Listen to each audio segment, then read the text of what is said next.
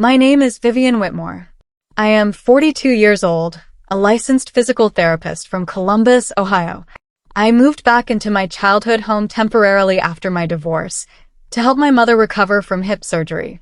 I have a stable career, solid savings, and a spotless financial record. I have always been the responsible one, the quiet one, the one everyone assumed would simply be fine asterisk. Thank you for listening to my story. I'd love to know where you're watching from. Drop a comment below. If this story resonated with you, please subscribe, like, and hit the bell so you never miss the next one.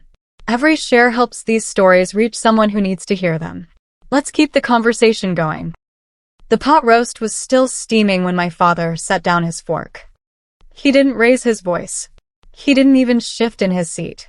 He just looked at me across the dinner table and said it the way you'd read a grocery list.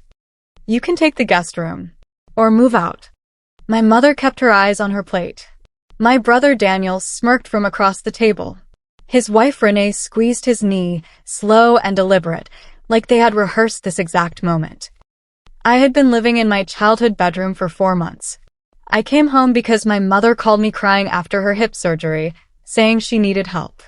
I paused my whole life for this family. And now, in front of everyone, they were reclassifying me. Not a daughter. Not a helper. A temporary inconvenience with an expiration date. I kept my face still. I breathed once, slow and quiet. Okay, I said. They thought that meant I was surrendering. They were completely wrong. My father added the second part almost as an afterthought, slicing into his meat like the words cost him nothing. We need your room for Daniel's baby. Renee was 7 months pregnant. I already knew that. I had driven to their apartment 3 weeks earlier and helped Daniel paint the nursery a soft yellow. I bought the paint myself. I did not complain once. But now my childhood bedroom, the room where I studied for every exam, cried through every heartbreak and built every version of myself, was being handed over before the baby even arrived. I looked at Daniel. He was suddenly very focused on his bread roll. I looked at my mother. She glanced up briefly, then looked away just as fast. Nobody said thank you for the 4 months. Nobody acknowledged the grocery runs, the doctor appointments, the nights I sat with my mother when she couldn't sleep from the pain. I was simply being moved out of the way. Quietly. Efficiently. Like furniture that no longer matched the room. It didn't start at that dinner table. It never does with families like mine. I thought back to the year Daniel wrecked his second car. My parents paid for both without blinking. That same year, I worked double shifts at my internship just to cover my own textbooks. Daniel failed out of his first college after 2 semesters. My parents called it a rough patch and paid for him to transfer somewhere easier. I graduated with honors and paid off my own student loans within 4 years. Every time Daniel stumbled, my parents rushed in with a safety net. Every time I succeeded, they nodded and moved on. There was no celebration for the responsible one. Responsibility was simply expected. The message I had absorbed my whole life without fully realizing it was this: Daniel needed protecting. I was strong enough to handle anything alone. What nobody ever told me was that strength in this family was not a gift. It was a punishment dressed up to look like a compliment. I did not argue that night.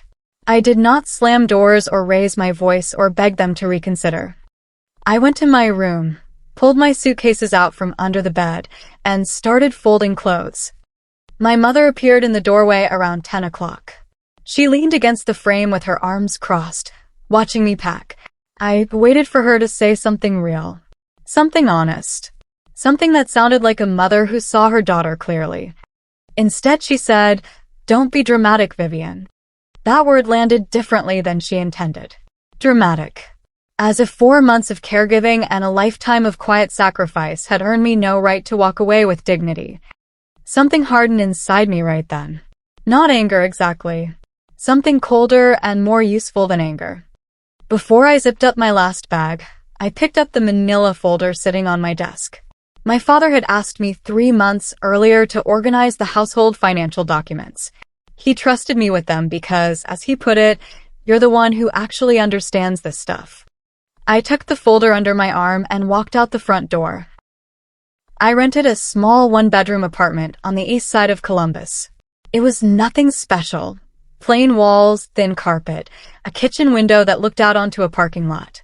But it was mine, and nobody could offer me the guest room in it. The night I moved in, I sat at the kitchen table with the manila folder open in front of me. I had expected to find normal paperwork. Utility bills, insurance documents, maybe the mortgage statement. What I actually found made me sit very still for a long time. The mortgage on my parents' house had barely been touched in years. Most payments had been going toward interest only, barely denting the principal. There was also a second loan, a home equity line, that had been quietly opened 18 months earlier. The total amount drawn from that line was significant. And when I cross-referenced the dates with what I knew about Daniel's landscaping business, the picture became very clear. My parents had been funding Daniel's business with the equity in their own home, and from what I could see in those statements, the business was not doing well at all. I had known the family accountant, Norman Baxter, since I was 12 years old. He was a quiet, careful man who had done my parents' taxes for over 2 decades and once told me I had the sharpest financial instincts of anyone in our family. I called him the following Tuesday and asked if we could meet for coffee. He agreed without hesitation. We sat in a corner booth at a diner near his office. I laid out what I had found in the documents, and I asked him to fill in the gaps. Norman looked at me over the rim of his coffee cup for a long moment before he spoke. "Your father co-signed an expansion loan for Daniel's business 6 months ago," he said quietly. "A significant one. If that business defaults, the bank has a clear path to the house as collateral." I set my cup down carefully. "How long does Daniel have before that becomes a real problem?" I asked. Norman exhaled. "Not long, Vivian. Not long at all." 2 months after I moved out, Renee's baby shower was held in my parents' living room. My aunt called and told me I was expected to attend. Not invited. Expected. I went. I brought a gift. I smiled when it was appropriate and stayed close to the edges of the room. At one point, my father was introducing me to one of Renee's relatives, and he said, cheerfully, "Vivian's staying with friends right now while she gets settled." Staying with friends. As if I were 22 and between apartments. As if I hadn't chosen to leave deliberately, with a clear head and a folder full of evidence. Later, Daniel stood near the fireplace holding a sparkling water and announced to a small group that he and Renee planned to eventually take over the family home. "Keep it in the family the right way," he said, grinning. Nobody looked at me when he said that.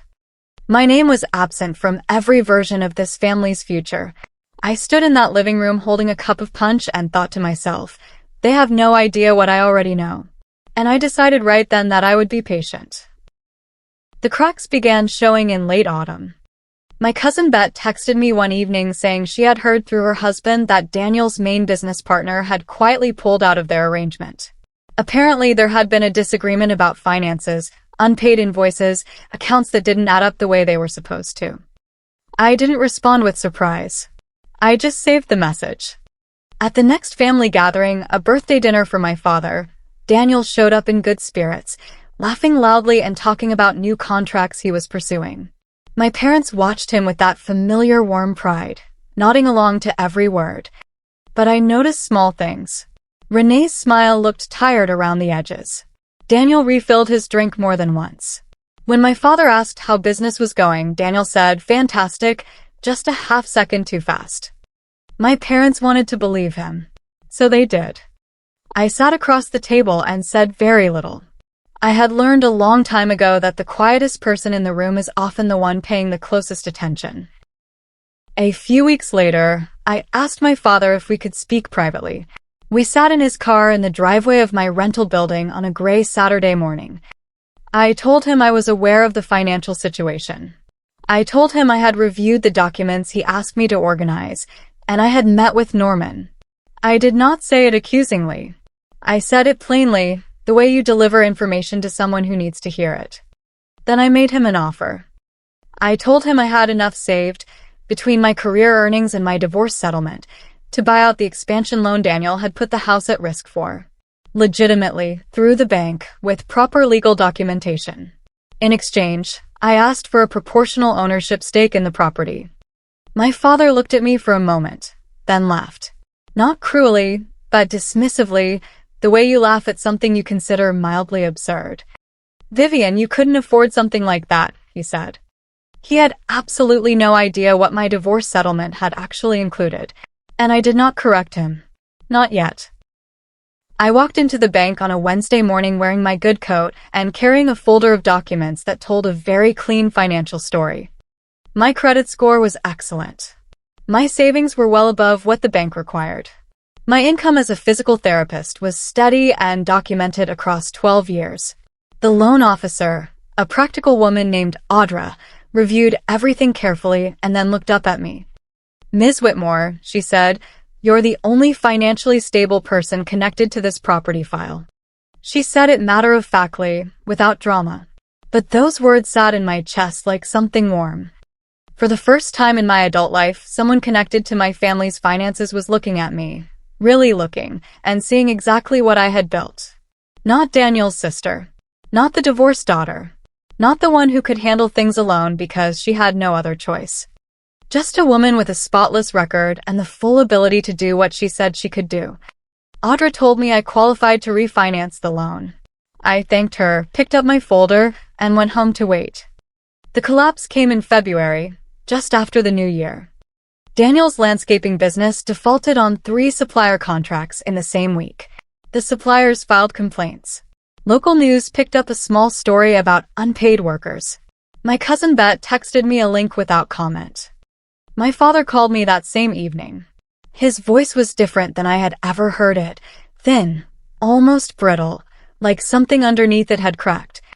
He didn't explain everything right away. He just said things were complicated with Daniel's business and that there might be some issues with the house loan. I listened. I asked a few calm questions. I let him talk. By the end of the conversation, I understood the full picture. The bank had sent a formal notice. The expansion loan Daniel's business had defaulted on, the one my father co-signed, was now triggering a review of the home equity collateral. Foreclosure was not immediate, but it was no longer a distant possibility. My father's voice, near the end of the call, got very quiet. "I don't know what to do," he said. That was the first honest thing he had said to me in months. My mother called 2 days later. She cried from the first sentence. Not soft, polite tears. Real ones, shaky and uneven, the kind that take over a person's breathing. "We didn't mean what we said at dinner," she told me. "You know that, don't you? We didn't mean any of it." I sat on my couch and listened. I did not rush to comfort her because I noticed something important. She never actually used the word sorry. She said they didn't mean it. She said she hoped I understood. She said things had gotten very difficult. But she did not apologize. And then, near the end of the call, she asked me if I had any money I could lend them, just to stabilize things while they figured out next steps. I told her I needed a few days to think about it. After I hung up, I sat in the quiet of my apartment for a long time. I was not angry. I was not sad exactly. I was simply very clear about what had to happen next and how it had to be structured so it could never be undone. I called Norman first. Then I called the bank. Then I called a property attorney named Wesley Okafor, who came highly recommended and had no connection to my family. I told Wesley the full story, the dinner, the documents, the loan, my mother's call, and I asked him to help me structure something that was completely fair and completely legal. My terms were straightforward. I would refinance the home equity loan, using my own savings and credit history, and prevent the foreclosure. In exchange, my name would be added to the property deed proportionally, reflecting my financial contribution. No favors. No gifts.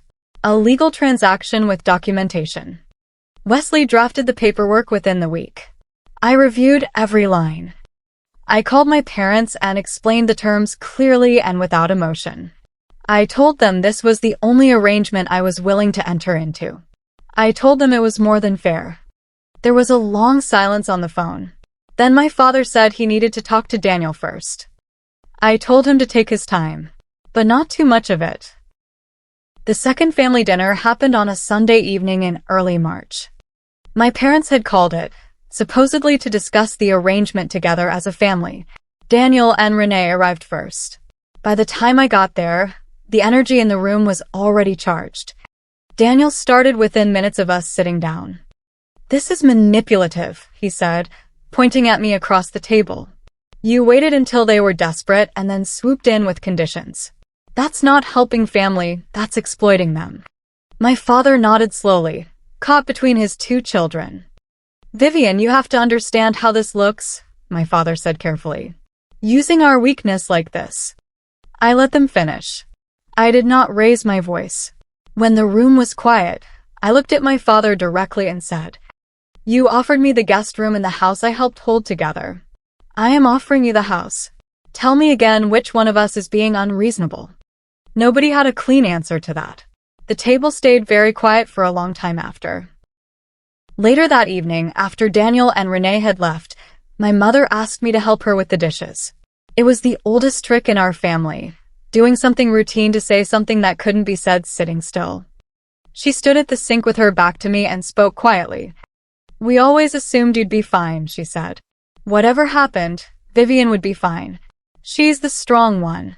She turned off the water and dried her hands slowly. "We put everything into Daniel because he always looked like he was about to fall. We thought you didn't need the safety net because you never fell." She turned to look at me then, and her eyes were genuinely tired.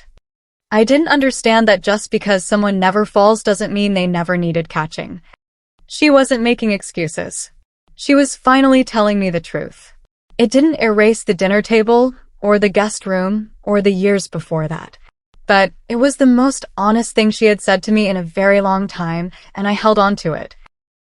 The signing happened on a Thursday morning in Wesley Okafor's office. My parents sat across the table from me. Wesley walked everyone through the documents one final time, slowly and clearly, making sure nothing was misunderstood. The refinancing terms were laid out. The deed adjustment was explained. Everyone had already reviewed copies at home. My mother signed first. Her hand shook slightly. My father signed second, and he paused for just a moment before the pen touched paper, not hesitating exactly, but marking the weight of it. Then I signed. Wesley notarized everything and made copies for all parties. On the way out, my father held the door open for me. It was a small thing, but he had not done something that quietly courteous for me in longer than I could remember. My name was now on that property deed. Legally, documented, permanent. For the first time in my life, I was not the secondary character in my own family story. I drove home with both hands on the wheel and the windows down, even though it was cold. By summer, Daniel and Renee had separated. I heard about it first from my cousin Bet, and then my mother called to confirm it a few days later. Renee had moved with the baby to her sister's place across town. Daniel had been staying in a friend's spare room, but it wasn't working out. He wanted to move back into the family home. My parents called me together, both of them on the line, to ask if that would be acceptable. Not to inform me, to ask me. That difference was not small. I thought about it for 24 hours. Not because I wanted to punish Daniel, but because I wanted to be careful and fair in the way that I wish this family had always been careful and fair. I told my parents yes, Daniel could move back in. But I would not be doing this on a handshake and a hope. There would be a written rental agreement with clear monthly terms, signed by all relevant parties. If we were going to do this, we were going to do it right.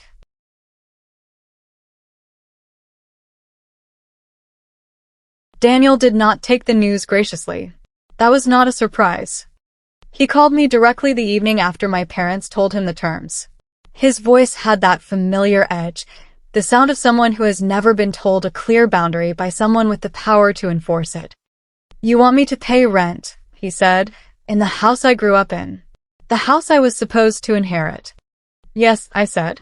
"A fair amount below market rate, documented properly." "This is unbelievable," he said. I let the silence sit for a moment before I responded. "Daniel, 6 months ago that house was heading toward foreclosure because of decisions you made. I stopped that from happening. I am not asking for gratitude. I am asking for a signature on a straightforward rental agreement. That is all." He was quiet for a while after that. He signed the agreement 11 days later. He did it without ceremony, sliding the papers across the kitchen table while my parents sat nearby. He didn't look at me when he signed. But he signed. We had another family dinner in October. It was my father's idea this time. He made his chili, the recipe he had been making since Daniel and I were children, and he set the table properly with the good placemats. Partway through dinner, my father set down his spoon and looked around the table. "I want to say something," he started. "This house almost went. I want everyone to understand what that means and what stopped it." He looked at me. "Vivian saved this house. Not with drama, not with conditions designed to hurt anyone. She saved it the way she does everything, quietly, completely, and without asking for anything she hadn't earned." Daniel kept his eyes on his bowl. Renee had not come to dinner, which was understandable given the separation. My mother nodded, pressing her lips together. The seating arrangement that evening was different too, subtle, but real. Nobody steered me to the edge of the table. Nobody forgot to ask my opinion. Nobody offered me the guest room. I had not moved back in. I had no plans to. But the space I occupied in this family had permanently shifted. After dinner, my father and I sat on the back porch with our coffee while my mother and Daniel cleaned up inside. He wrapped both hands around his mug and stared out at the dark yard for a while before he spoke. "When your marriage ended," he said slowly, "I didn't know how to act around you. I felt like I had failed you somehow. Like I should have seen it coming and protected you from it." He shook his head. "So instead of saying that, I pulled back. I made it about Daniel because Daniel's problems were ones I could see and touch and throw money at. Your problems felt too big and too private and I didn't know how to enter them." He finally looked at me. "I handled it badly, Vivian. And I am sorry. It was a real apology. Imperfect and a little late, but real. I did not rush past it or minimize it." "I know, Dad," I said. "I know." We sat on that porch for another hour, just talking. It was the longest honest conversation we had shared in years. I thought a lot that autumn about what had actually happened. People might have expected me to feel triumphant. And there was a moment, sitting in Wesley's office watching my parents sign those papers, when something in me did exhale with deep relief. But triumph wasn't really the right word for what I felt. What I had done was not revenge. I had not set a trap. I had not waited for them to fail so I could swoop in and claim power. I had simply refused to disappear when they tried to make me invisible. I had refused to rescue them on terms that erased me, and I had offered instead to help on terms that were fair. The difference between those two things was everything. Patience, I had learned, was not passivity. Competence was not a weapon. It was just the truth of who I had always been, finally being seen. I had not become a different person to survive my family. I had simply stopped hiding the person I already was. In November, my father met with his attorney and updated his will. He told me about it over the phone one evening, matter-of-factly. He said he had decided the previous arrangement, the one that had quietly begun shifting assets heavily toward Daniel, was not something he could look at honestly and defend. The new version divided things equally and transparently between Daniel and me. Every asset was listed clearly. Every decision was documented. He did not ask for my praise. He did not frame it as a grand gesture. He just told me it was done. "It should have always been this way," he said simply. I agreed with him. I thanked him for doing it. For the first time in my adult life, fairness was the operating principle of this family's future rather than an afterthought. It would take time to fully trust that. Old patterns don't vanish overnight just because new paperwork exists. But it was a beginning. A real one with legal documentation behind it. That mattered. Daniel and I were alone in the kitchen one Saturday afternoon in December. My parents had gone to a neighbor's holiday gathering. I had stopped by to drop off some documents related to the property. We moved around each other quietly for a few minutes, him pouring coffee, me sorting papers on the kitchen table.